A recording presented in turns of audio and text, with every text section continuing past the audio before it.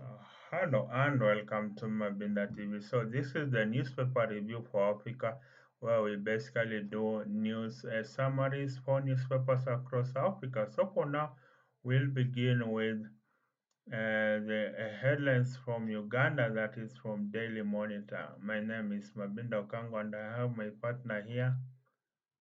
Samson Okango. So we'll begin with the headlines from the Daily Monitor. So from the Daily Monitor, the headline is from the Daily Monitor, don't join politics. That is Nina Ross pleads with youth after election defeat. So uh, you can see from that headline that basically they consider politics to be a dirty game. So Samson, what do you think about politics and is it a dirty game?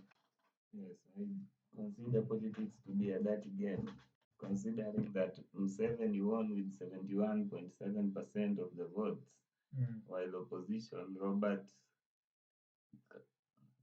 opposition Bobby Wine came second with 24.7 votes. I think it's not a valid election result. But considering that but how will youth be represented if they don't join politics? Because politics is where the decision making is done. Politics is where we get to decide how a country is run. And if youth don't join politics, then how is Africa going to be changed? Because I think you can see like the Mandamano, the protests in Kenya, the youth basically, yes, they came out to protest in large numbers, but then they didn't, they didn't participate in the subsequent by-elections, and in the subsequent by-elections held in 2025, you can see that the youth basically, that's the youth. The older seats were won by the old folks, the same tired old folks. So going into elections in Kenya, we can see in Tanzania that the youth basically we can see in Tanzania.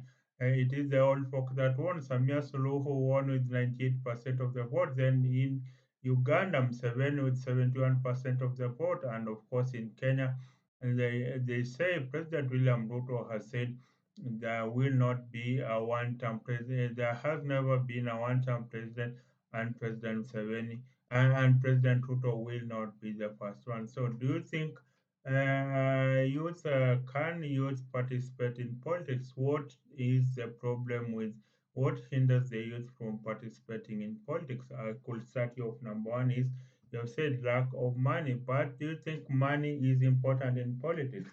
Yes, money is definitely important in politics, considering that the youth are not participating because they know that it is hard to remove an incumbent president from power. The president holds majority, he holds the military, he chooses the IEBC personnel. So it is very hard for the youth to engage in politics, considering that the president is the one who will deal with all the benefits that will occur from the politics. But then how will change occur if youth don't take part in politics? How will change occur if the youth don't take part in politics? Change will not occur. Basically, we have to wait for the president to finish his term so that the youth can start up and rise from there. And before we do that, we need to strategize on how we are going to elect a personal youth person for the youth specifically who will represent the needs of the youth, because it is hard, as I say, to remove a sitting president before the term is complete. Politics is a dirty game, as you said. But if politics is a dirty game, if the youth wait, how will that change be effected? I'm still on the same question because it is the old folk who have the money. But if the youth, I will say change will only come if the youth go to the polling booths. They count the votes of those who have voted, not of those who have not voted. You can see like this Ugandan, they call her Semenkule because she says that politics is a dirty game. So if politics is a dirty game, who will change it? I think we have to strategize as youths and pick one person to represent the youth. If the youths unite and represent one person and elect one person to represent them, it is very easy to outshine them. But if we go separate directions, because in Kenya you can see the youth is under different people. You see some youths are under Matiang'i, others are under personnel like like other youth are under different people. But then that is now saying there is tribalism in politics. So do you think we will ever reach a place where there is no tribal politics in Kenya or in Africa? That is where people vote based on tribe. Do you think we'll ever reach such a time? And I think the youth are the ones who are not tribal, but I think in elections that does not reflect in elections. They are shifted to different sides in election. Do you think there will ever be a time when youth are voting based on issues like maybe happens in America or in UK or in Europe? Do you think we will ever reach a time when we vote based not based on tribe?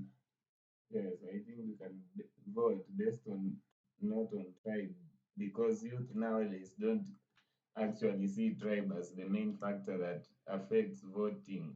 Actually, what youth look for is that person that they think is best for them. Other youth have other ideas about what should be the main concerns come the elections. What is your ideology about the elections? But you see, it's different. So to it's very hard to choose from the youths to choose a one person. If the youths consider one person to include their own person in the elections, I definitely think the youth will pick that one person and they will win because the youth are the majority here. But then the youth are the ones who are the majority. Why do they vote for the person who is the same tribe as them? You can't see like in Kenya, William Ruto basically got votes from Kikuyu because his running mate was a Kikuyu, and of course from the Kalenjin because he is a Kalenjin. Well, then of course you have youth voting for him. Why didn't they vote for maybe a person who is non-tribal? There was a candidate that was non-tribal in I think you were young then. There was a candidate that was called Peter Kenneth.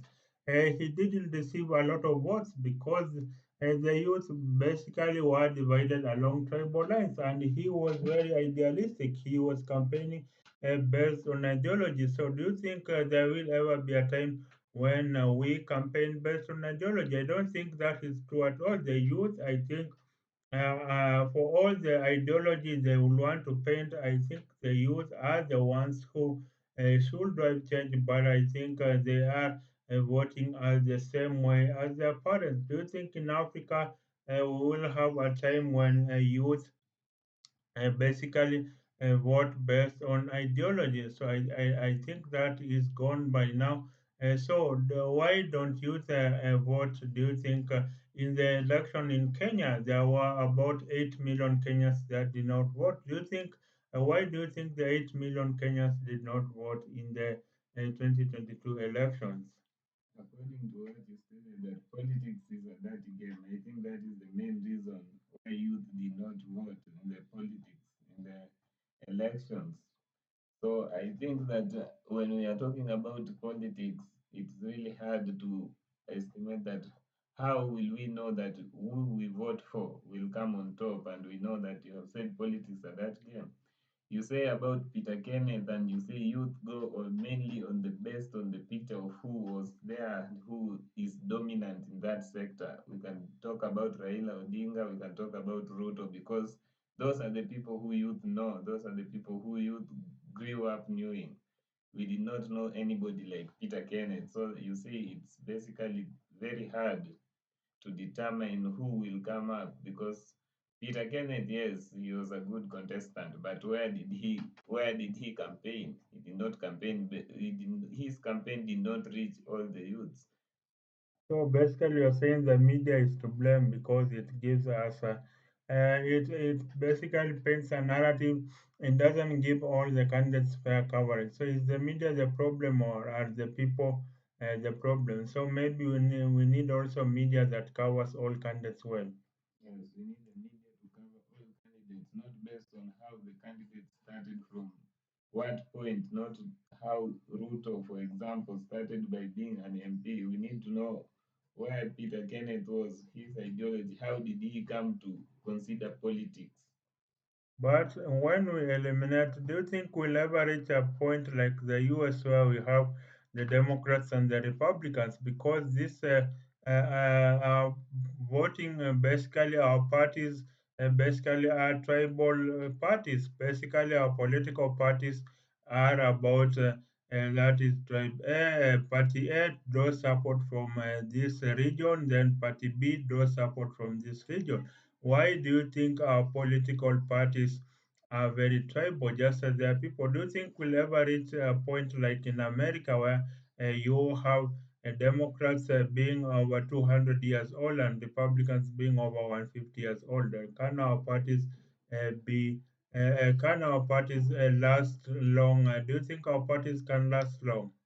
Yes, I do think our parties can last long, but not in this coming election 2027. We can think about it in 2032 when the youth will now strategize to seat one person on the presidency. I'm talking about tribalism. I also think America is not far off from that because America features mainly on the ideology that a man is supposed to rule the country, not a woman. That's why the elections in America was personally handed to Trump. Okay, that's it for now. Where we have looked at the headline of that is headline of from the Daily Monitor. We have looked at the headline from the Daily Monitor that is don't join politics. Nina Ross pleads with youth after the election defeat. So that's the newspaper review for now from the Daily Monitor. Uganda. So bye for now. Where we do newspaper reviews from across Africa. So for today, we are looking at the headlines from that is the Daily Monitor Uganda. So bye for now.